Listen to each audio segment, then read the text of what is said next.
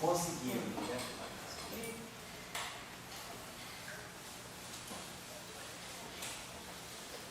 Nós estamos relacionando essa grandeza do lado esquerdo a essa grandeza do lado direito. Essa grandeza aqui também é não negativa. Então, o meu problema é realizar essa integral aqui. Vamos fazer a integral de K0.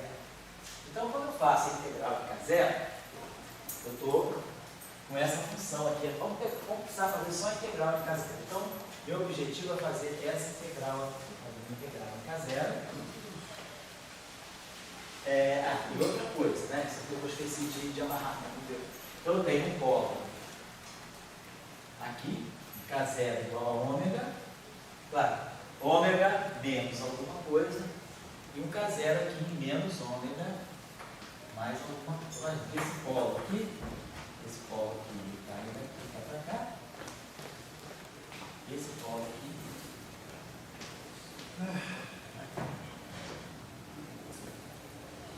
Então, quando nós escolhemos, então vamos pensar o seguinte: eu tenho que fazer essa integral de menos infinito a mais infinito. Então, nós já sabemos lá, vamos dizer, do nosso estudo de análise complexa, quando a gente faz o curso de cálculo complexo, a gente sabe que muitas vezes a gente pode realizar uma integral no eixo real, imaginando que a variável se torna complexa, e eu aí reduzo o cálculo de uma integral real ao cálculo de uma integral no plano complexo, usando o teorema dos resíduos. Então, vamos imaginar o seguinte aqui. Então, eu quero fazer integral em K0. K0 é uma variável real. Então, eu vou supor que K0 se torna uma variável complexa. Eu poderia pensar o seguinte: se eu quero calcular a integral de menos infinito a mais infinito, eu posso imaginar, por exemplo, que eu consigo estender a minha função para todo esse plano aqui. Vamos supor agora que K0 se torna uma variável complexa. E vamos calcular essa integral real. Nós sabemos que aquela técnica que a gente tem de integral de resíduos, se eu quero fazer uma integral que vai de menos infinito a mais infinito de x, então, por exemplo, eu tenho aqui x igual a zero. Uma integral que vai de menos infinito a mais infinito em dx, que é x, muitas vezes o que eu faço? Eu vou fazer essa integral de menos infinito a mais infinito. Eu imagino, por exemplo, que essa função essa coordenada se torne complexa. Simplesmente eu elevo a coordenada, a variável, uma coordenada uma categoria de uma variável complexa. E aí eu tenho essa função aqui, né, estendida para esse plano todo.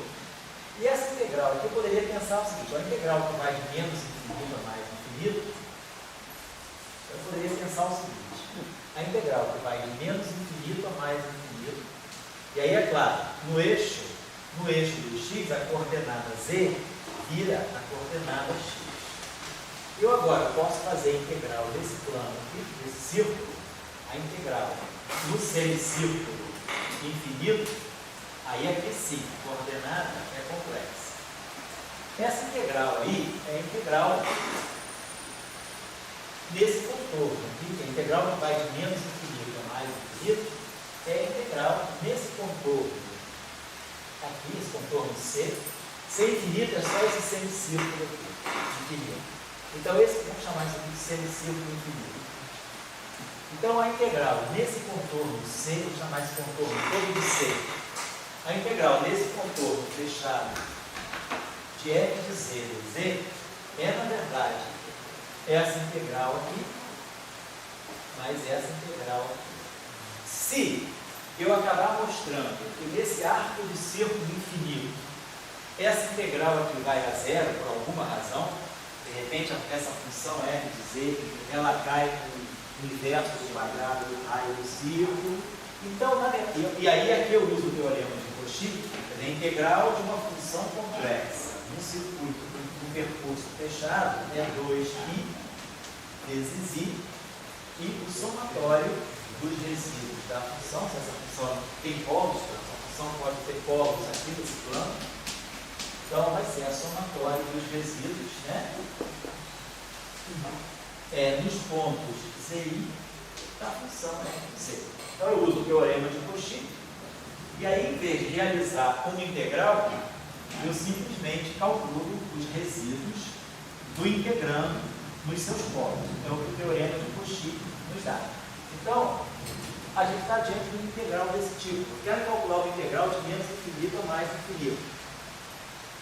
E eu sei que essa função aqui, ela depende do K0. Essa função aqui depende, né? Ela é uma função f de K0, K. Então, é complicado eu fazer essa integral, mas eu tenho um truque de realizar, transformar essa integral num somatório dos resíduos, sem precisar fazer a integral. Então, meu truque aqui, ao realizar essa integral, vai ser pensar o seguinte: como eu quero fazer a integral de menos infinito a mais infinito no eixo K0, né? Então vou agora retomar o problema, pensando que eu tenho a minha integral é nesse eixo K0, né? Então, retomando aqui, eu tenho esse resíduo, esse polo aqui, eu tenho esse polo aqui. Então eu vou integrar a minha função daqui para cá, de menos infinito a mais infinito. Então eu posso escolher, eu posso fazer isso, posso escolher esse contorno, ou eu posso escolher esse contorno aqui, tanto faz. Se eu quiser fazer essa integral, então eu posso pensar assim, vamos fazer essa integral daqui para cá.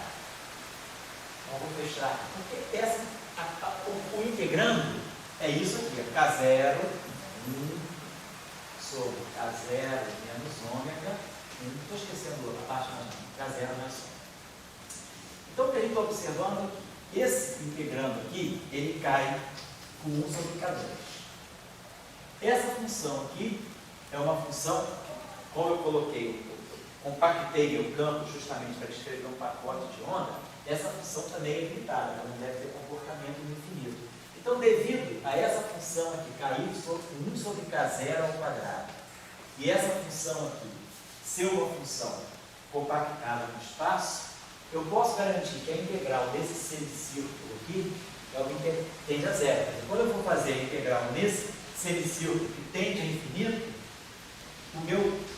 esse meu raio aqui é muito grande, então, e essa integral tem um comportamento de 1 sobre K0 ao quadrado, então a análise complexa, não é análise complexa, né? Tem o cálculo de limite nos mostra que no limite infinito, então como eu vou fazer a integral de menos infinito a mais infinito, esse arco de círculo que eu vou tomar é o arco de círculo infinito. Então, em cima desse arco de círculo infinito, o meu K0 é R vezes 1 elevado a eterno. A minha coordenada complexa K0, aqui em cima desse plano, ela é R e K0. Então, isso aqui vai 1 sobre R2. Então, esse integrando, ele é extremamente amortecido aqui em cima desse arco de círculo, quando esse círculo tende a infinito. Então, quando eu quero tirar o valor da integral de menos infinito a mais infinito, esse pedaço aqui tem contribuição nula. Então, quando eu escrever o teorema de Cauchy, quer dizer, a minha integral de menos infinito a mais infinito em dk0 do integrando, mais a integral no arco de círculo, no semiarco de círculo infinito, de dk0. Mas aqui, nesse instante aqui, a variável K0 é complexa. Vou botar um tio aqui, para indicar que nesse arco de círculo aqui, a coordenada K0, ela se tornou complexa, mas é fictício, porque esse pedaço aqui vai ser zero. Então, isso aqui vai ser 2πi vezes o somatório dos resíduos. Nesse caso, só tem um polo aqui. Então, vai ser o resíduo do integrando no polo. Esse polo aqui está acontecendo em K0 igual a menos ômega. Então, ao fazer essa integral aqui, simplesmente usando o teorema dos resíduos, eu mostro que essa integral de menos infinito a mais infinito disso tudo aqui é simplesmente o resíduo dessa função pensada como função complexa nesse polo aqui, que é o polo K0 igual a menos ômega mais uma quadrada.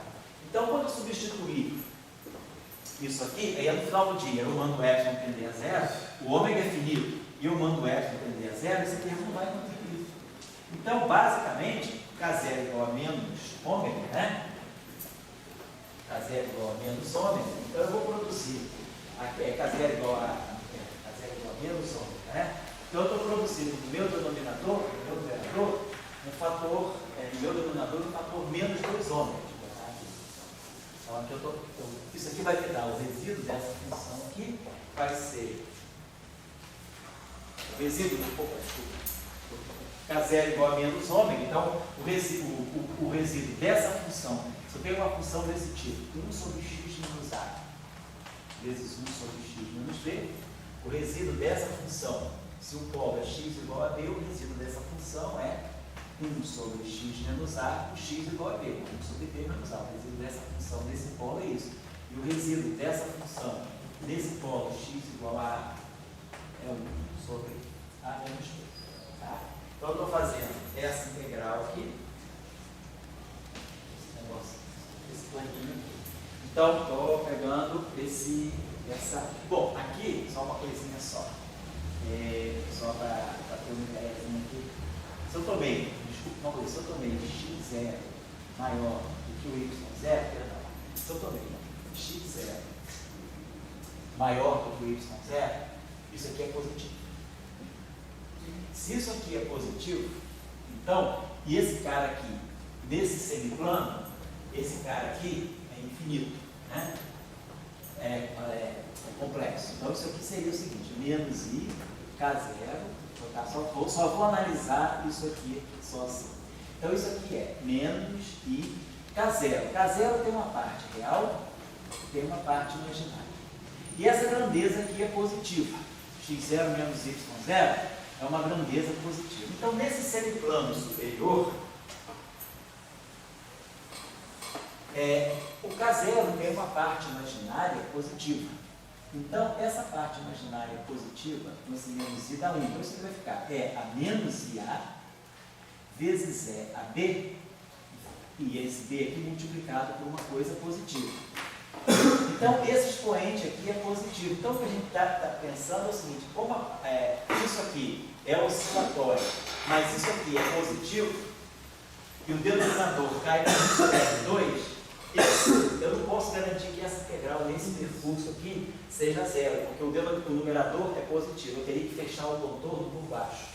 Então, vamos pensar o seguinte, se eu fechar o contorno por baixo, ao fechar o contorno por baixo... Você pode também fazer substituição de K0 por menos K0. Isso, exatamente, nem posso. Por exemplo, faço o contorno por baixo, isso aqui é menos i, K0, e como x0 é maior do que o y0, isso aqui é uma coisa positiva. Mas agora, se eu estou pegando o contorno por baixo, a parte imaginária do K0, que é um i vezes alguma coisa, é negativa. Então fica exponência i menos i dá 1, fica a parte imaginária do K0, que é um número negativo, vezes um número positivo. Então essa exponencial aqui, ela é negativa. Então ela não faz o valor da função em cima desse arco explodir. Então, para usar o método, né, da integral do resíduo, o que é correto aqui nesse caso, já que o x0 é maior do que o y0, se o y0 fosse maior do que o x0, eu faria o contrário. Se o x0 é maior do que o y0, eu sou obrigado a fechar esse contorno aqui por baixo. Então eu vou fazer essa integral aqui, daqui para cá. Então isso aqui vai produzir, vai ser a mesma coisa que eu estava falando, só que eu vou, em vez de pegar o resíduo desse polo, eu vou pegar o resíduo desse polo. A integral aqui tende a zero, a integral aqui de menos infinito a mais infinito é o que eu quero calcular, então isso, mais isso aqui que é zero, é o resíduo da função desse polo, que é 2i vezes i, vezes o resíduo nesse polo. O polo K0 igual a ômega. Então, o polo K0 igual a ômega. Nesse polo aqui, eu simplesmente esqueço isso e substituo o resíduo da função K0 igual a ômega. Vou dar 1 sobre 2 ômega aqui. Então, nós estamos produzindo 2i, 1 sobre 2 ômega. Agora, aí vai ser menos o resíduo, né? Isso. Porque o seu contorno está orientado. Isso, meu contorno está orientado, exatamente, meu contorno está orientado no sentido oposto. Então, eu teria então, essa minha integral, ela estaria me dando menos 2i, 2 ômega, e tem esse fator menos i aqui também. Deixa eu saber isso aqui um instantinho só. Então, bom, então, realizando tudo isso aqui está me dando menos i dá menos 1, menos aqui, esse 2π cancela, esse 2π, fiz a integral em K0 e não ficou isso aqui, a integral em 3k sobre 2π terceira, aí esse resíduo aqui ficou 1 sobre 2 ômega de k, porque nós conhecemos quem é, e aqui ficou módulo do K0, então, é igual ao ômega. E quando eu pego o resíduo, eu faço K0 ficar igual ao ômega, que é o resíduo naquele polo, isso aqui ao quadrado. Então, a gente produziu essa grandeza aqui de uma forma negativa. Então, isso está significando que aquela grandeza lá ao quadrado, ela está dando negativo. Então, esse cara aqui eu chamei a atenção, eu chamei isso aqui de menos, né? Então, o meu propagador, deixa eu apagar isso aqui, para que isso aqui, então, tenha um significado, né, de função de Green, então, nosso propagador, então, aqui, esse objeto aqui, e o meu, a minha função de Green, quer dizer, esse objeto aqui, que é o T φ, valor esperado no vácuo, então, ele estaria dando essa grandeza aqui, então, uma grandeza, isso aqui é positivo, isso aqui é positivo, essa grandeza aqui é completamente negativa, né? Então, significa que nós teríamos que ter um sinal trocado aqui. O importante é que isso aqui, então, para que aquela grandeza dê positiva, seria que nós, desde o início, tivéssemos trabalhado. Esse 1 aqui, esse 1 sobre I, é o menos I. Então, eu estou com um sinal, eu deveria corrigir esse sinal desde o início.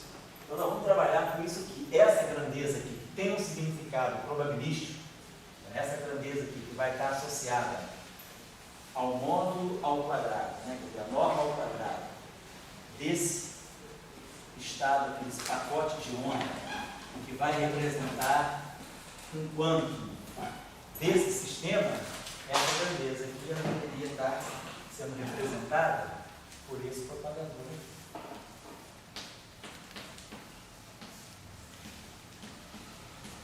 É a quarta. Então aqui a gente tinha o menos 1, então a gente fez isso aqui.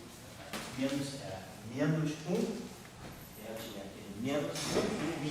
Então fica I sobre K2 menos M2 mais epsilon a menos I x menos y. Então essa é a forma do propagador. Então esse menos é que a gente coloca aqui só para dizer que está evitando o polo, mas no final, na hora de calcular, a gente vai sempre pensar por esta externa. Então, essa é a forma canônica do propagador que a gente chama de, na literatura, normalmente se chama ΔF, é o propagador de Feynman do campo escalar. O delta é para o campo escalar, o S é para o campo de Dirac. Então, essa é a forma que nós temos aqui para o propagador do campo escalar. Então, esse I aqui, ele é crucial. Então, se a gente calcular o propagador de um campo escalar, né, se eu tiver um outro modelo, você pode fazer um modelo daqui a pouco, e eu ganhar um resíduo aqui, então esse sinal aqui foi crucial para que essa grandeza aqui, nesse polo, então no polo K2 igual a N2, o resíduo dessa função, ele vai estar associado à norma ao quadrado daquele estado de uma partícula. Então, o sinal do propagador de escalar, se ele tiver um positivo ou um negativo, vai fazer diferença. Então, essa é a, vamos dizer assim, é a atribuição que a gente faz de resíduo. A gente sempre vai organizar o resíduo do propagador da gente de tal maneira que o propagador escalar tenha essa forma. Certo? Então, qualquer campo escalar, se a gente então pegar agora um campo escalar que tenha um propagador dessa forma, menos I sobre K2 menos M2, isso está significando que esse campo aqui ele tem um resíduo negativo. Então, ele está associado a estados de norma negativa. Então, esse propagador aqui estaria descrevendo Ghost. Esse sinal menos em frente a esse propagador estaria indicando que a gente estaria diante de uma situação de perigo. Então, vou apagar isso aqui. O que nós precisamos ter certeza sempre é que os escalares, né, eles tenham todos o mesmo sinal. Deixa eu dar um exemplo aqui de uma situação em que a gente possa ter um problema. Assim, vamos dizer que eu pegasse, se eu pegar esse caso, vou pegar a seguinte situação. Suponhamos que eu tivesse esse lagrangiano aqui, em que eu tenha um campo de Klein-Bor. Deixa eu até falar dessa situação na aula passada. Que é um campo que descreve, por exemplo, dois quantas. Suponhamos que eu tivesse esse termo aqui, mais um psi gradiente da Lambertiano de φ ao quadrado. A gente falou sobre isso na aula passada. E aqui o menos 1 sobre M2 φ2. Lembra que eu tinha deixado esse exemplo aqui? Alguém me perguntou alguma coisa? Foi na aula de sábado, eu acho. Aí eu falei, ó, eu tenho um único campo. É um campo escalar real. No entanto, nesse campo aqui, se eu for olhar a função de Green, ela vai ter dois polos. Então isso aí deveria estar descrevendo aqui duas partes. Então, a gente fez isso aqui.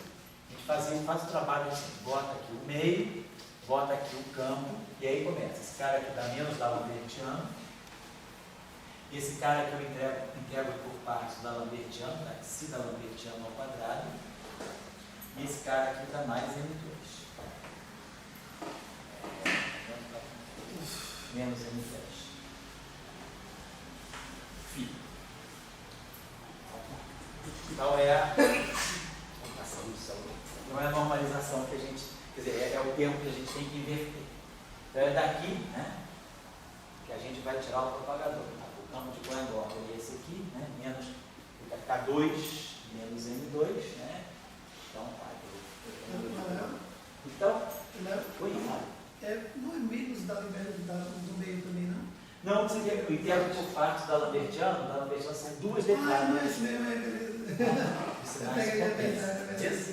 Então, eu vou ter que inverter esse objeto aqui. Vamos passar para o espaço dos momentos. Eu tenho isso aqui, ó, 1 sobre K2 mais Psi K4 menos N2.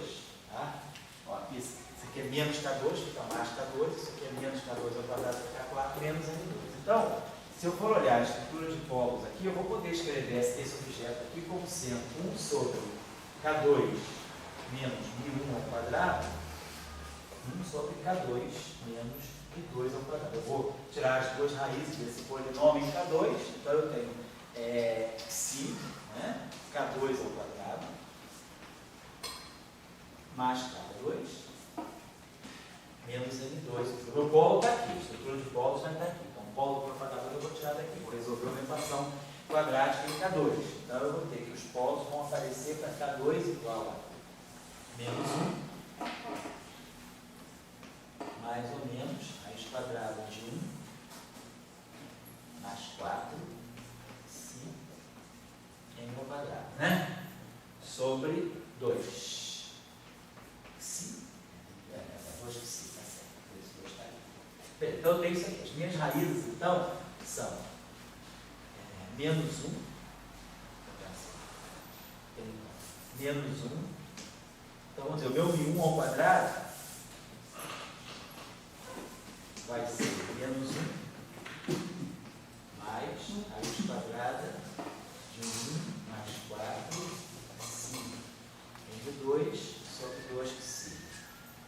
E o meu 2 ao quadrado vai ser menos 1 menos raiz quadrada de 1 mais 4 M ao quadrado sobre 2Psi. Então, aqui está um probleminha. Se o Psi for positivo, isso aqui é maior do que 1, isso aqui é positivo, essa raiz aqui é positiva. Mas se o Psi é positivo, isso aqui é positivo, portanto, essa raiz aqui é sempre negativa, e esse número é positivo. Então, eu estou tendo um tachyon. Então, se o Psi for positivo, eu estou com um problema de um tachyon aqui. Mas se o Psi for negativo, então, essa grandeza aqui, se o Psi é negativo, isso aqui fica um número negativo. Então, isso aqui é 1 menos alguma coisa. Eu tenho apenas que controlar que 1 mais 4 Psi M2 seja positivo. Isso eu não posso botar. Essa raiz tem que ser raiz de uma coisa positiva. Então, eu teria que 4 Psi M2 seria maior do que menos 1. Então, vamos dividir tudo por M2. Aqui está menos 1 sobre M2. Então, bota aqui menos 1 sobre 4 M2. Psi, então, tem que ser maior do que menos 1 sobre 4 M2. Então, Psi, ele pode ser negativo. Ele é maior do que menos 1 sobre isso. Então, se o Psi é maior do que isso, esse número aqui é positivo, porém é menor do que 1. Então, menos 1 mais isso dá negativo, mas esse Psi é negativo. Então, com esse parâmetro aqui, psi sendo negativo, quer dizer, psi 0 maior do que psi maior do que menos 1 sobre 4 sobre 2, então se eu tiver psi negativo, porém maior do que menos 1 sobre 4 sobre 2, eu garanto que ele é negativo, portanto eu garanto que esse polo aqui é positivo. Então isso aqui não é um par. E a mesma coisa aqui, se esse psi aqui for negativo, de qualquer maneira esse numerador é sempre negativo, mas se esse psi for negativo, isso aqui também é positivo. Então eu tenho duas massas não taquiônicas, se o meu psi estiver nessa região de parâmetros aqui. Então eu garanto que eu tenho duas massas não taquiônicas. Agora, se eu olhar esse propagador, eu posso quebrar isso aqui em frações parciais. Então isso aqui vai me dar 1 sobre μ2 ao quadrado menos μ1 ao quadrado.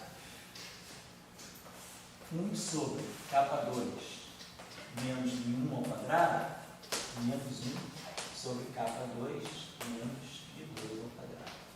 Então isso aqui dá menos μ2 ao quadrado mais μ1 ao quadrado. Esse aqui é o contrário. μ1 ao quadrado menos μ2 ao quadrado. Certo? Então eu tenho esse fator aqui, é um fator comum.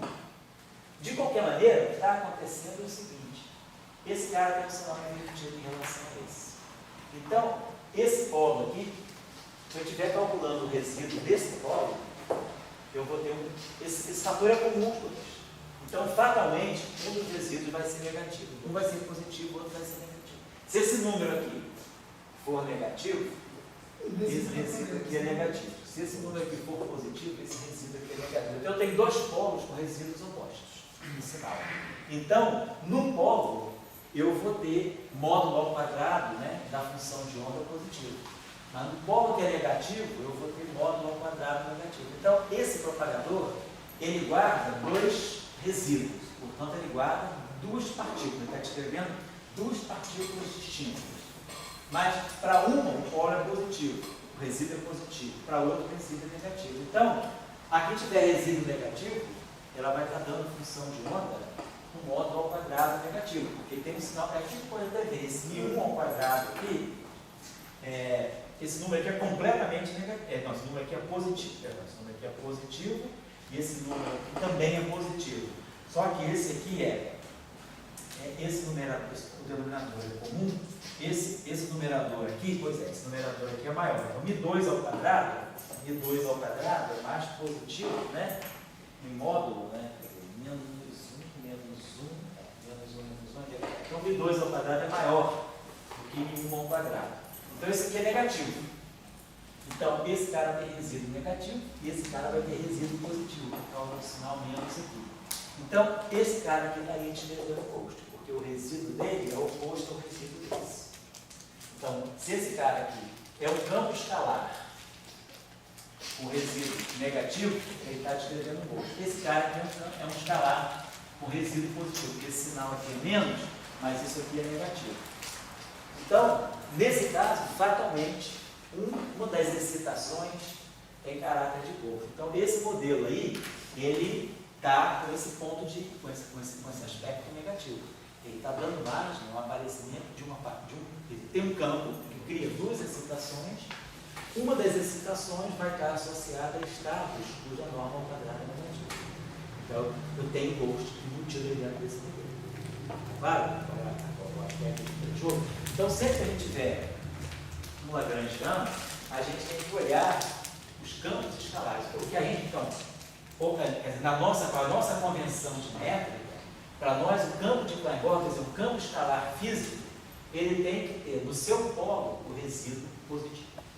É isso que me garante que eu estou diante de um campo escalar. Eu organizo, quer dizer, em comparação com ele agora, qualquer campo escalar que tiver resíduo negativo vai ser um posto. Então, nas nossas regras de Feynman, né, na nossa formulação, nós vamos trabalhar, então, campos escalares que sejam normalizados dessa forma. O propagador é I sobre K2 menos N2. Bom, então agora eu não vou refazer os cálculos, agora essa esse resultado aí transpassa também para o campo de massa. Quando a gente tirou o tom, a nossa, coloca assim, a forma canônica, né? Vamos colocar assim, né? A forma canônica do propagador de um escalar físico é essa aqui.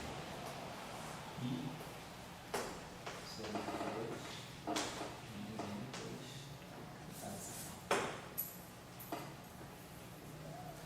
Então, se você estiver em campos escalares com resíduo oposto, é um problema. E agora, o propagador do fóton, o propagador do campo de Gauge, né, para bósons vetoriais.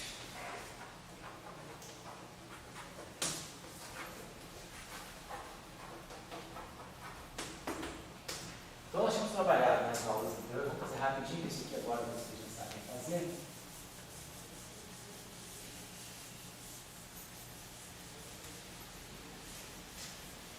Isso é bom a gente ver uma vez, depois não precisa ficar fazendo isso, não. A gente já entendeu que o que acontece com o campo escalar real, a gente já sabe tirar a coisa de marca. Só para entender que tem não é arbitrária se eu deixar o sinal do propagador à vontade. Tem uma regra, tem uma sistemática para eu ter certeza que o meu propagador está utilizando uma partícula correta, tá certo? É isso. Então, em alguns livros, vocês vão encontrar menos I, mas aí significa que aquele livro está adotando uma métrica no espaço de Minkowski, que é menos, mais. Então, vocês têm que ter cuidado. Quando for pegar as regras de Feynman no livro de teoria de campo, a primeira coisa que a gente tem que consultar é qual é a métrica daquele autor, porque tudo isso está atrelado à métrica. Então, se a métrica for, como a nossa métrica é mais, menos, o sinal, a maneira correta de grafar o nosso propagador é isso, K2 menos M2. Mas se fosse o contrário, então o propagador, ele ressente, tá? E inclusive também o polo, porque se você está trabalhando no espaço-tempo com métrica menos, mais, a partícula física, a relação entre energia e movimento, essa métrica é menos, mais, uma partícula física, o time-lag seria isso aqui, menos M2. Porque se a métrica é essa aqui, isso aqui é menos P2 sobre C2 mais P2. Isso igual a menos M2. Aí esse P2 vai para lá negativo, então acaba no final do dia tendo E2 igual a P2 menos M2. Então essa métrica, ela pede esse polo. Então o meu propagador, se a métrica fosse aquela, ele deveria aparecer dessa forma. Menos I sobre K2 mais M2. Então isso aqui está me dizendo que K2 igual a menos M2, K2 igual a menos M2 com essa métrica não é tática, é partícula física. E o resíduo apareceria também com o sinal trocado. Então, sempre que vocês forem olhar a regra de Feynman no livro, primeiro consultem para ver se aquele livro está batendo com a métrica que vocês estão usando. E de repente vocês estão fazendo um trabalho com a métrica mais, menos, mas estão pegando as regras de Feynman no livro que tem a métrica trocada. Então, cuidado com isso que faz diferença, tá certo? Só essa atenção, não tem problema nenhum. Geralmente, os livros mais modernos, todos eles trabalham com a métrica mais, menos. A métrica normal, que é a métrica chamada time-lag, né? A direção positiva é o tempo e as direções negativas são tipo espaço. Então, normalmente, o livro do Terramon, os livros todos em geral, adotam essa regra. Os mais modernos adotam essa métrica. E o mais antigo, da década de 60, assim, o pessoal ainda trabalhava com a métrica menos, mais. Feynman ganhou o prêmio Nobel pelo quê? Feynman, pelo trabalho dele junto com Tom Monaghan e com Schwinger, da formulação da QED, da eletrodinâmica quântica, mostrando a normalizabilidade, mostrando que é uma teoria física calculável. Tá? Eles ganharam o prêmio Nobel em 65, mas o trabalho deles foi de, parece, 50. Foi quando eles... foi praticamente ligado ao trabalho de doutorado do Feynman, Schwinger também, o Tom Monaghan que era mais experiente. Ele era mais velho, fez trabalho independente no Japão. Interessante, Schwinger e o Feynman, todos os dois em Nova York, né? Todos os dois de lá, eles fizeram trabalho independente. Então, foi o prêmio Nobel deles três, foi a QED.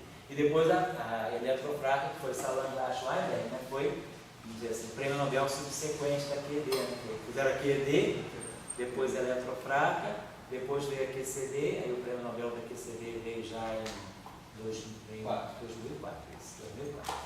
Então, construímos, né, cada teoria separadamente. Né? O Schwingen e o Feynman fizeram independentemente, pensava que eles dois eram juntinhos. Não, fizeram independente. O Schwingen tem uma visão, uma formulação baseada em, assim, ele faz a chamada formulação das fontes, isso.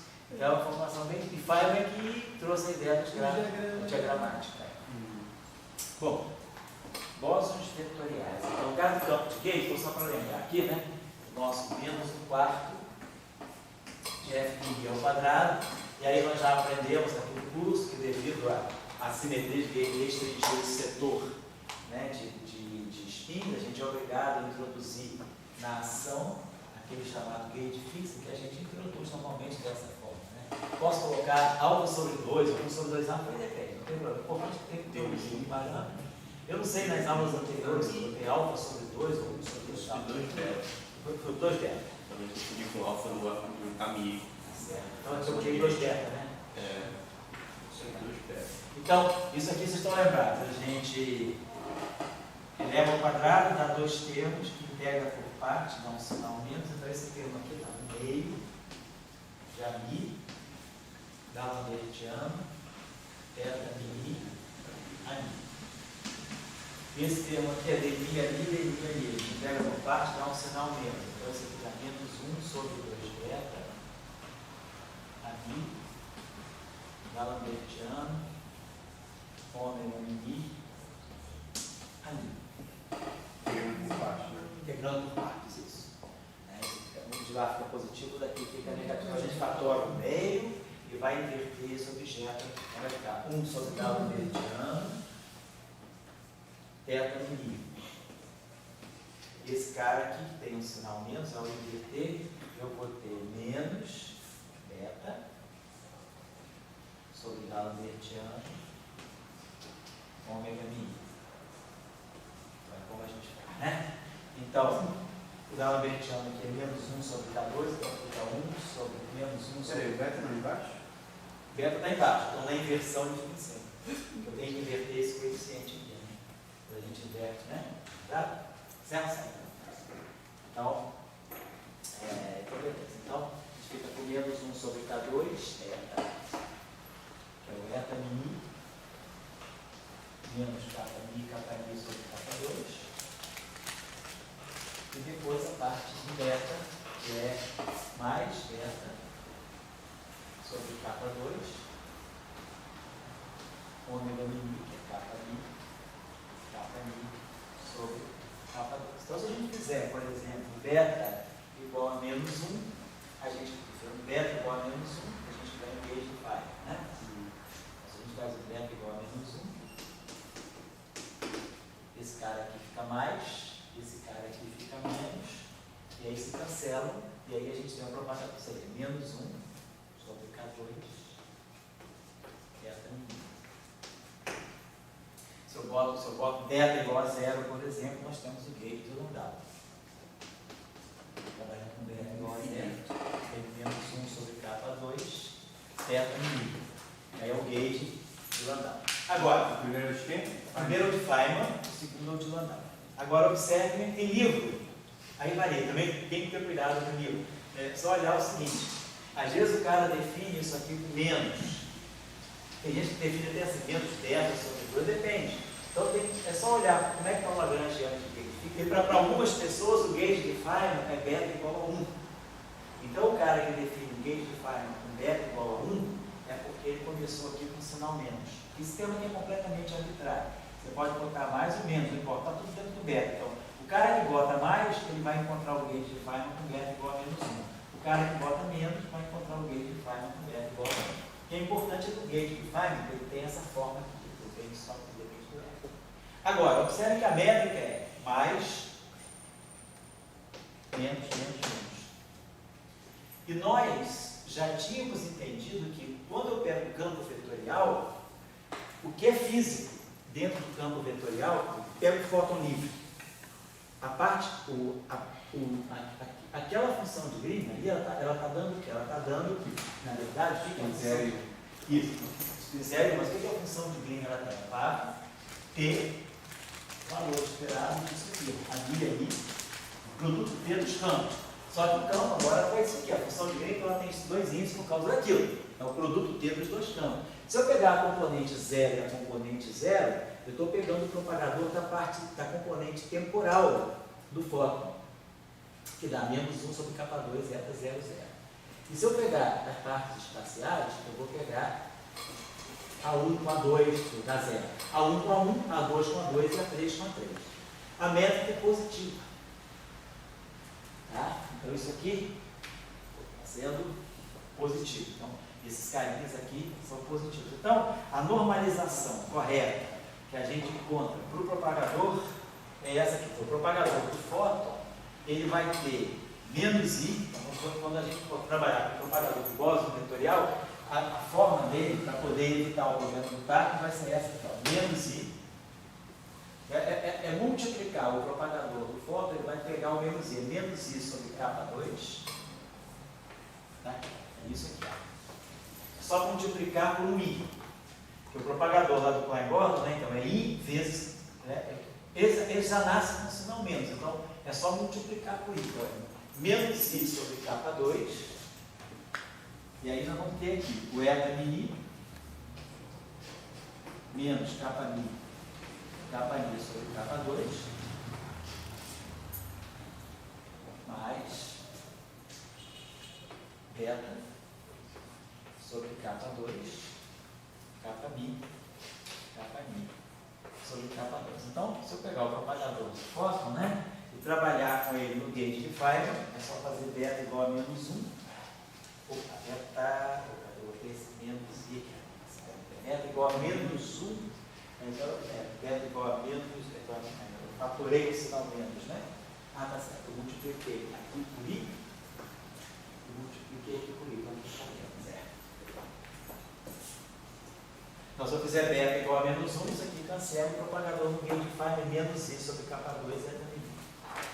Então, na nossa métrica, o propagador correto do bóson de gauge é feito dessa forma. Menos I, o eta mini aparece multiplicando menos I sobre K2. Se vocês pegarem outro livro, isso pode aparecer como sinal mais I sobre K2, certo? Só ter esse cuidado. Então, os propagadores dos bósons vetoriais estão aí. E o propagador, então a gente está multiplicando tudo por I. E o propagador do término, que a gente trabalhou na aula passada, é aquilo também, vezes um I. K slash, né? Então é I sobre. Então, quer dizer, o propagador do ferro também, a gente já sabe a forma dele. É I sobre K2 menos M2. E aí aqui nós vamos ter gama mi. Mais M. Então, a discussão dos propagadores, mais ou menos, está feita. Para efeito de cálculo QED, claro que no curso mais assim, aprofundado de teoria de campo mesmo, onde a gente vai fazer, talvez no curso do Sebastião aí com Álvaro, né? Essa discussão seja feita com um pouquinho mais de detalhes. Eu estou na matriz S. Eu estou na matriz S agora. Já falaram dos propagadores?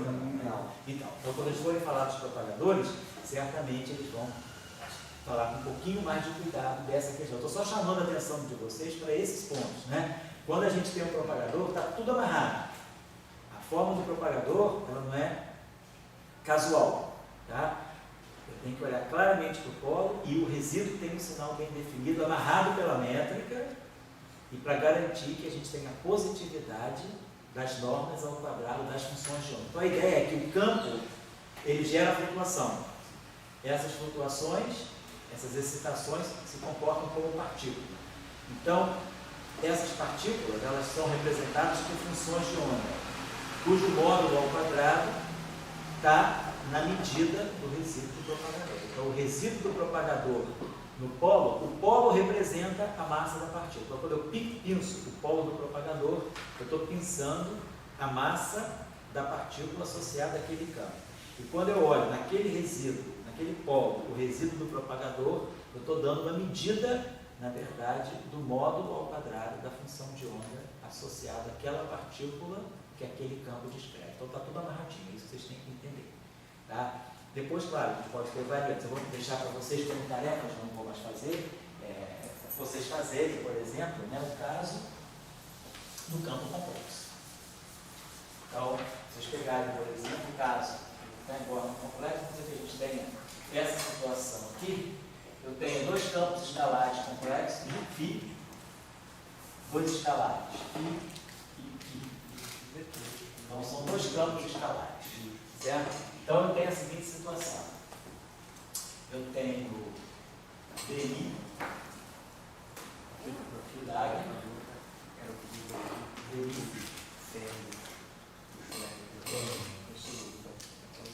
DI, que dá DI. E tem um termo aqui, xi, que mistura φ com Qi. Então, eu vou ter DI, que dá DI. Claro, o lagrangiano, a densidade lagrangiana tem que ser real, então eu tenho que somar o complexo configurado dessa grandeza. Mas, suponhamos que xi seja um parâmetro complexo, mas que xi está, quer dizer, esse aqui é DI está, eu vou botar assim, que está, mas a gente está falando do campo clássico, vamos usar a notação de conjugado complexo. Aí eu vou jogar o conjugado complexo aqui, que é o DI φ, DI que está. Então, foi. Desculpa, mas por que não mistura si, fi, ki? Hã? Por que tem essas bases? Por que não pode misturar os campos si, Vamos fazer fi? agora. Isso aqui é só a parte cinética. Você está medindo só o campo, a derivada. Os termos de derivada. Então, você está medindo só quanto o campo depende das coordenadas. Então, isso é uma parte cinética. Vamos pegar agora a parte de massa. Seria o tipo massa. Então, a gente poderia pegar aqui um termo do tipo menos, sei lá, um parâmetro no N2 φ está aqui, menos um Mi2 que está aqui, e aqui menos vou botar assim, um N2 maiúsculo,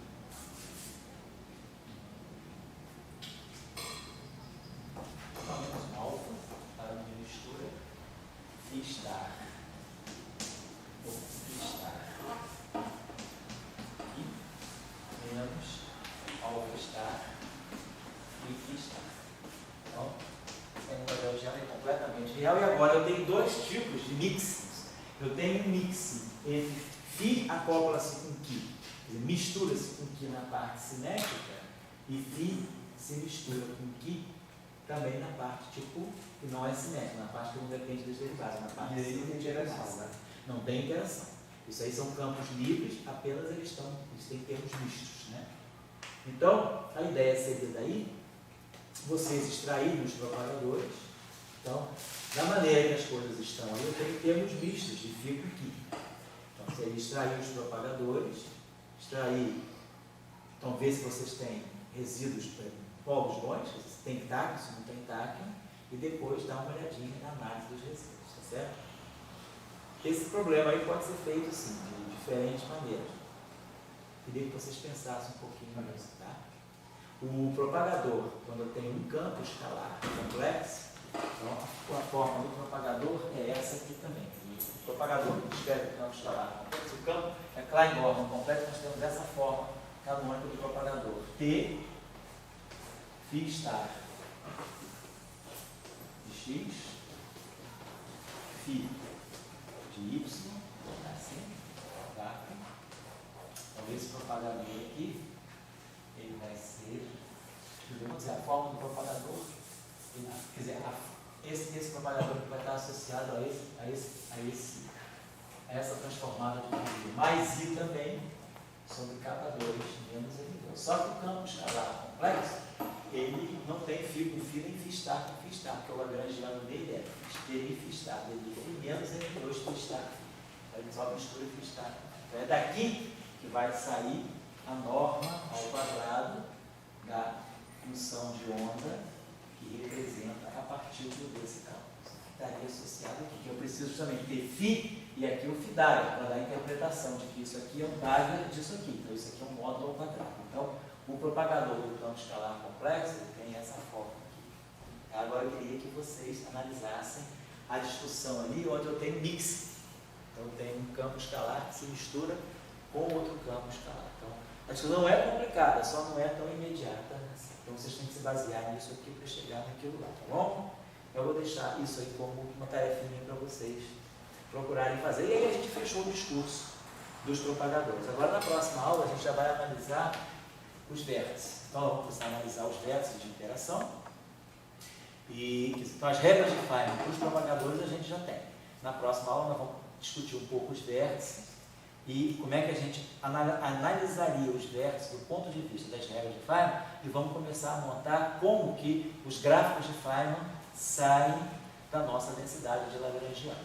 Vamos começar a olhar. Então, dado o Lagrangiano, você diz, eu quero calcular um processo associado, o que os campos descrevem, quais são as interações que eu tenho, e aí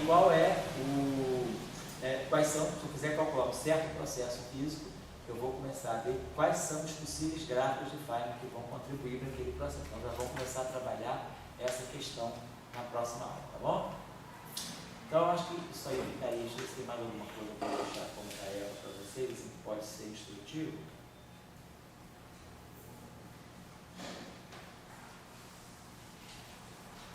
Acho que a parte do propagador toda aí é realmente agora começar a olhar os vértices, tá certo? Olhar os vértices das 4 dimensões. Ver se tem alguma coisa mais. O aspecto da dimensão do espaço-tempo. Então vou fazer uma coisinha rápida, eu fiquei devendo a vocês que eu esqueci, só rapidinho, é a questão das unidades naturais, né?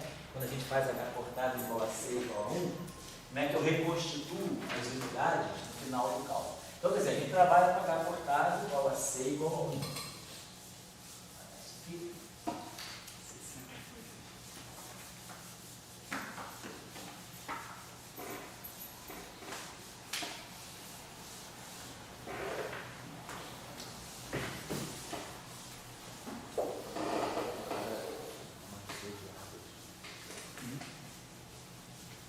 Então, no sistema de, vamos pensar o seguinte, o sistema de unidade natural, o truque, quer dizer, quando a gente trabalha com o sistema de unidade natural, que H cortado é igual a 1 e que o C é igual a 1, isso está dizendo para nós o seguinte, H cortado, né, a unidade de H cortado, em média, né, seria aproximadamente 10 a menos 22 MeV segundo. Então, a unidade de H cortado igual a 1 está me dizendo o seguinte, H cortado é energia vezes tempo.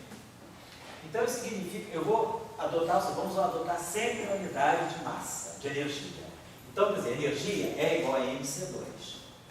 Então, se o C é igual a 1, energia e massa têm a mesma dimensão. Então, nós vamos adotar a seguinte notação, a seguinte convenção.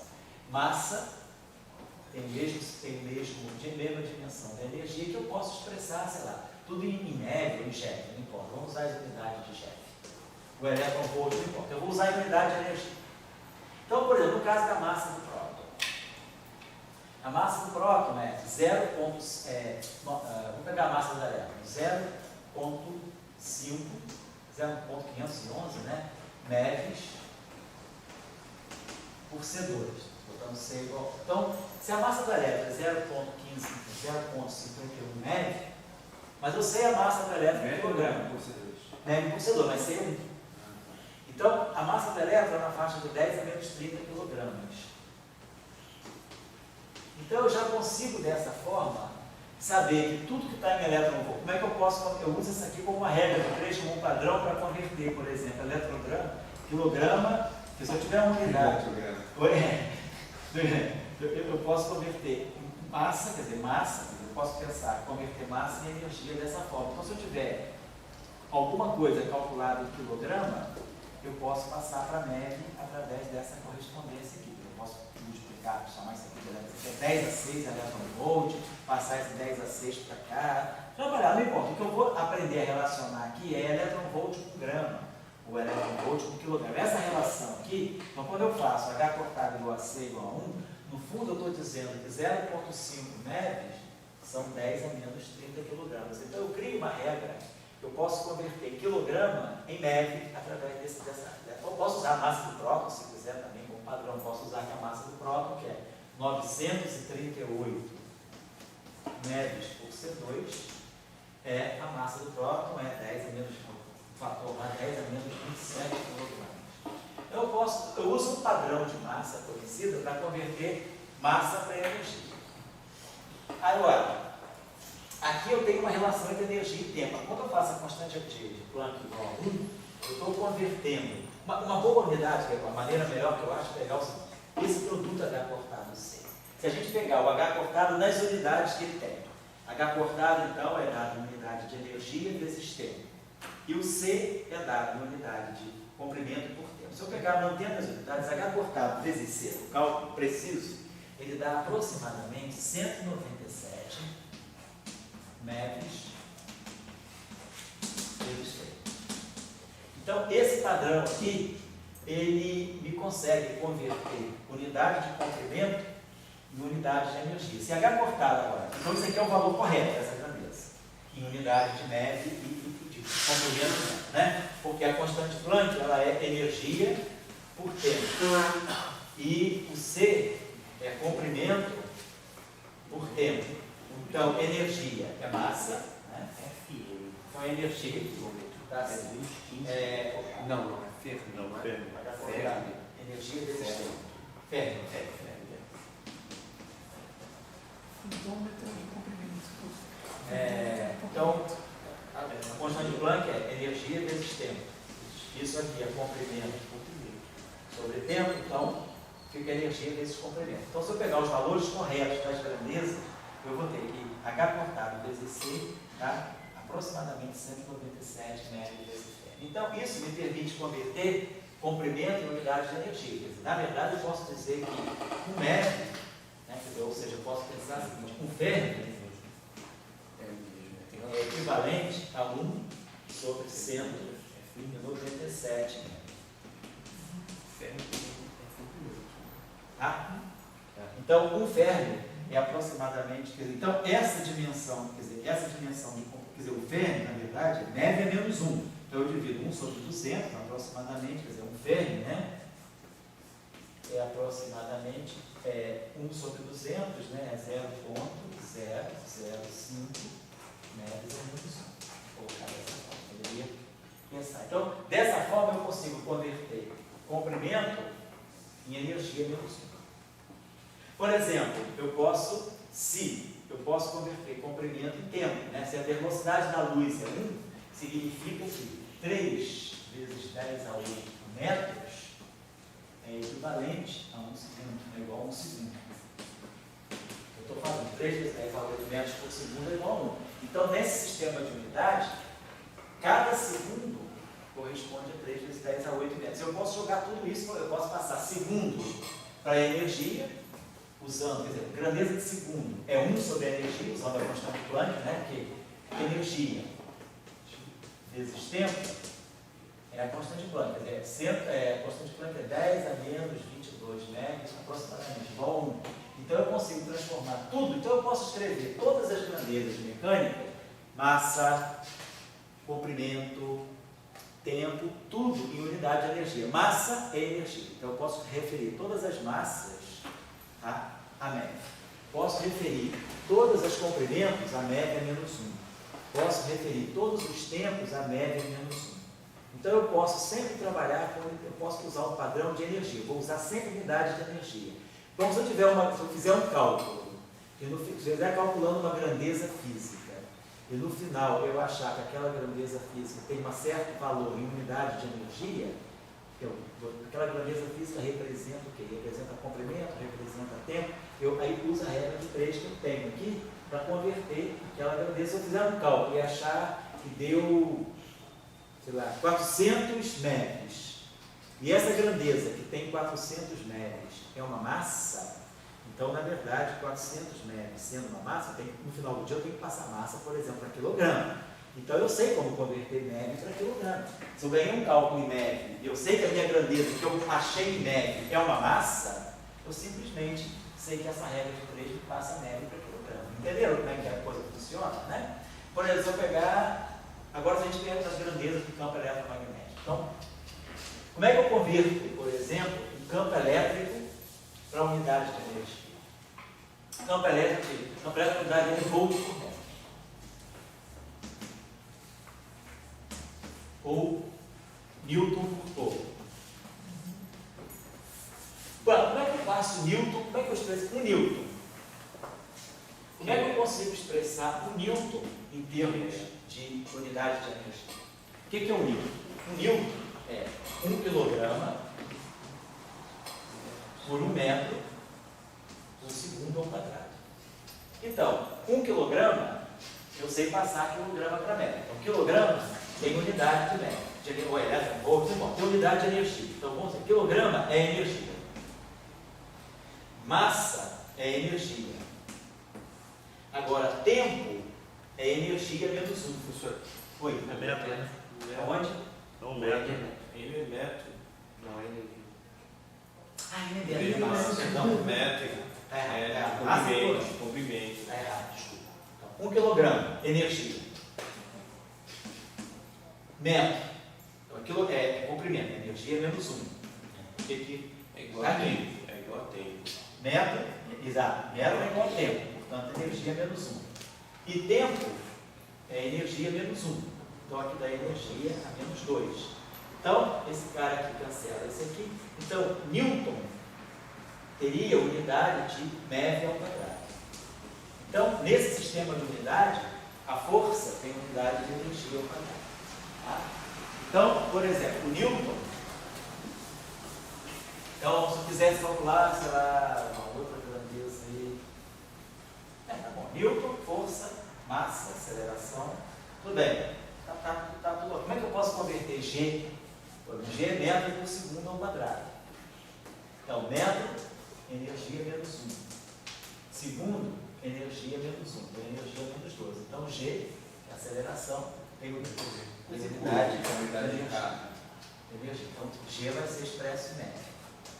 Então, se vocês fizerem um cálculo de uma aceleração, a aceleração da MeV, eu já sei como converter. Eu sei que 10 metros por segundo ao quadrado, quanto dá em média? Vai ser 10 metros. O metro, então eu sei a relação entre Fermi, né? Eu sei que, vou dar só um instantinho só, 197 metros vezes Fermi é igual a 1 desse sistema de unidade, que é H cortado vezes 6. Então, vamos dizer, Fermi é 10 a menos 15 metros. Então eu poderia pensar que 1 metro é 10 a 15 sobre 197, né? 400 aproximadamente, mas é 10 a 15, que vai multiplicar por 10 a 15, média menos 1. Então eu tenho um fator de conversão que me permite relacionar metro com média menos 1. As coisas dessa grandeza aqui. Então se eu quiser calcular uma aceleração, se eu quiser calcular a aceleração da gravidade, né? 10 metros por segundo ao quadrado, eu sei passar metro para média menos 1. Esse cara aqui vai virar média menos 1, eu sei o valor numérico qual é. E o segundo, eu uso a constante de Planck. Que eu sei que média vezes segundo, né, 10 a menos 22 média segundo, vale 1. Então eu sei transformar esse cara também aqui em média menos 1. Então, no final do dia, eu consigo escrever a aceleração da gravidade em função só de média, certo? Qualquer grandeza você transforma para energia. Qualquer grandeza mecânica. Porque grandeza mecânica é massa, que eu sei passar para energia, comprimento, que eu sei passar para energia, e tempo, que eu sei passar para energia. O problema entra agora quando eu introduzo as unidades eletromagnéticas, porque aparece uma grandeza nova, que é uma mecânica, que é a carga, que é o Coulomb. Qual é a relação entre Coulomb e a energia? Né? Então, volt. Tá vendo? Eu não sei definir volt se eu não souber o que é carga elétrica. A unidade é por campo elétrico. Pois é, mas aí o que é campo elétrico? Campo elétrico é Newton por Coulomb. Então eu tenho que de alguma maneira relacionar carga com essa grandeza. Então o que a gente sabe é o seguinte: essa grandeza aqui é 2 sobre H cortado C, ela vale 1 sobre 137. Então, essa grandeza aqui, nesse sistema de unidade, 2 sobre 130H cortado C é 137. Então eu consigo. É 2 igual a 137. Pois é, H cortado C vale 1. Então é 2, então nesse sistema de unidade, a carga elétrica, a unidade de carga elétrica, que é 1,6. A carga do elétron, que é 1,6 vezes 10 a menos 19 coulomb, H cortado desse sistema de unidade, H cortado C vale 1, é igual a 1 sobre 137. Ou então, é 2, posso pensar que é 2 é 1 sobre 137. Então, é aproximadamente 1 sobre a raiz de 137. Então, nesse sistema de unidade, a carga elétrica é adimensional. Ela não tem dimensão. Porque é 2 sobre H cortado C, 1 sobre 137. Como isso aqui, nesse sistema de unidade, é 1 e isso aqui é 1, então a carga elétrica, no fundo, ela fica sendo um número fixo. A carga elementar, né? A carga elementar do elétron é 1 sobre a raiz de 137. Então, eu sei a relação com isso, eu consigo estabelecer a relação entre Coulomb e, quer dizer, o Coulomb, na verdade, né, que é a carga do elétron, é uma grandeza adimensional. Então, eu fico com essa relação aqui. Então, o campo elétrico, né? Campo elétrico é Newton por Coulomb. Mas Newton, a gente já viu, Newton tem dimensão de metro ao quadrado, né? Porque Newton é quilograma, massa, por segundo. É metro por segundo. Metro e segundo tem a mesma unidade. 1 sobre segundo é energia. Então, isso aqui é energia ao quadrado. Então, o campo elétrico ele vai ser expresso, por exemplo, em média ao quadrado. Então, eu sei qual é a unidade do campo elétrico. O campo elétrico vai ter que aparecer a unidade de média ao quadrado. É igual a CB. Então, o campo magnético é um C1, campo magnético, campo elétrico. Tanto o campo elétrico quanto o campo magnético tem a mesma unidade nesse sistema dito natural. Tem unidade de média ao quadrado. E aí, claro, eu posso converter, por exemplo, qual é a relação entre Tesla, como é que eu passo Tesla, tá? Qual é a relação entre Tesla e média, né? Então, o que é um campo magnético de um Tesla, né? Então, tem a força magnética. Se eu pegar Q, VB, isso aqui é a força magnética, em termos dimensionais só, né? QVB. A carga é um múltiplo da carga do elétron. A carga é adimensional. Essa carga aqui, a partir de outra carga é ou menos é, ou 2 é, não importa. Então a carga é adimensional. Metro por segundo, quer dizer, naturalmente eu teria o seguinte: Coulomb vezes metro por segundo vezes Tesla, estou pagando unidades MKS. A carga em Coulomb é a velocidade a metro por segundo, o campo magnético em Tesla. Isso aqui é Newton. Então, Coulomb vezes Tesla é igual a Newton. Então, agora, se eu for para esse sistema de unidade, comprimento, e tempo tem a mesma dimensão, Coulomb fica adimensional. Então, Tesla, que é o campo magnético, ele tem a unidade de Newton, que é a unidade de energia ao quadrado. Então, eu posso relacionar o Tesla com a energia ao quadrado, beleza. Mas aí eu tenho que fazer esse cálculo. Então, se eu pensar, o que é um Tesla, né? Então, se eu pensar que uma carga de 1 Coulomb se movendo com 1 metro por segundo, um campo magnético de 1 Tesla, ela vai sofrer uma força de 1 Newton. Então, eu sei converter, eu sei passar Coulomb. Coulomb eu sei relacionar 1,6 vezes 10 a menos 19 Coulomb, nesse sistema de unidade, vai 1 sobre a raiz de 137. Então, eu sei transformar Coulomb. Então, Coulomb é 10 a 19 sobre 1,6 vezes 10 a menos vezes 10 a raiz de 137. Então, o que é um Coulomb? Um Coulomb é 10 a 19 sobre 1,6 vezes a raiz de 137. Sem converter metro em unidade de energia. Aquela relação Fermi, metro vezes Fermi, 197 metros vezes Fermi, dá 1. Então, eu sei que são 697 metros vezes Fermi, vale 1. Então, eu quero converter Fermi, são 10 a menos 15 metros. Isso aqui vale 1. Então, eu sei que 1 metro desse sistema de unidade, ele vale 10 a 15 sobre 197 metros a menos 1. Então, tudo bem. Então, esse carinha aqui vai ser 10 a 15. Então, o método é 10 a 15 sobre 197 médios a menos 1. Aí eu passo o segundo para a unidade de energia. O segundo, H cortado, vale 1. Então, 10 a menos 22 médio segundo vale 1. Então, isso aqui, o segundo, então, é 10 a menos 22 médio segundo. Então, o segundo é 10 a 22. Então, vai ficar 10 a 22 no denominador. Então, 10 a menos 22 médio segundo vale 1. Então, o segundo é 10 a menos 22. 10 a 22, né? Então, 10 a 22 no denominador. Não, 10 a menos 22. É o segundo, 10 a 22, 10 a menos 22 no denominador. Tá, 10 a menos 22 médios, né? Porque eu tenho segundo no denominador.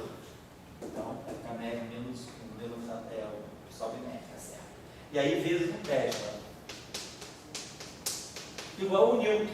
Mas o Newton eu sei converter para unidade de média. Newton é quilograma, que eu sei passar para média, pela massa do próton, por exemplo. Metro, eu já sei passar, sobre segundo ao quadrado. Então, no final de tudo, eu tiro esse TeV aqui, uso esse fator numérico todo, jogo para cá, e eu tiro qual é a relação entre o Tesla e média ao quadrado. Tudo compreenderam como é que a gente faz isso? Então, se eu calcular, eu sei então qual é o fator de conversão de Tesla para elétron-volt, média ao quadrado, não importa. Então, se eu estiver calculando um campo, se eu estiver trabalhando no sistema de unidades naturais e eu calcular um campo magnético, ele vai dar em média ao quadrado.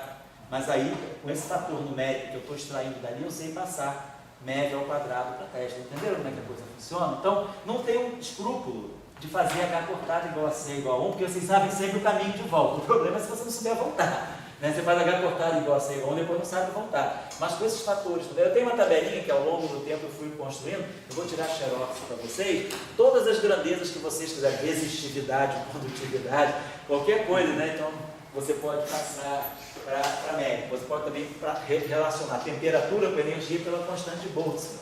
Que o conceito vamos dizer, da mecânica, você precisa de massa, comprimento e tempo. No eletromagnetismo, você mantém essas grandezas, mas entra uma grandeza nova, que é a carga elétrica. Mas aí a carga elétrica eu sei como gerenciar. Quando eu vou para a termodinâmica, a grandeza nova que entra é a temperatura. Eu preciso agora relacionar a temperatura com a energia, que é a constante de Boltzmann, né? Então a constante de Boltzmann me dá lá o quê? 10 a menos 4 elétron-volt por Kelvin. Aproximadamente 10 ela vale 10 a menos 4 elétron-volt por Kelvin. Então, eu sei relacionar elétron-volt com Kelvin. Elétron-volt é igual a Kelvin, se eu fizer a constante de Boltzmann igual a 1. Então, em qualquer momento, eu sei relacionar qualquer coisa que tenha temperatura com energia. Eu uso a constante de Boltzmann como padrão de conversão. Vocês entenderam, então, como é que o método funciona? Então, sei lá, se no final do dia vocês ganharam uma grandeza que é comprimento, ou vocês ganham grandeza, então, comprimento de Planck, 10 a menos, né? Então, quando a gente calcula a energia de Planck, dá 10 a 19 joules. Então, como é que eu passo 10 a 19 joules de energia? Como é que eu passo para o comprimento de Planck? Então, é só relacionar a energia com o comprimento. Para energia com comprimento não tem erro. Usa H cortado C igual a 1.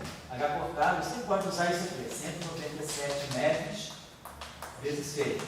Então, isso aqui me relaciona comprimento com energia. Então, isso aqui tem que ser igual a 1, então eu ganho sempre que comprimento é igual a energia menos 1 com esse fator de correção. Então, assim vocês vão passando para qualquer grandeza. Sei lá, imagina uma grandeza aí, momento angular, né?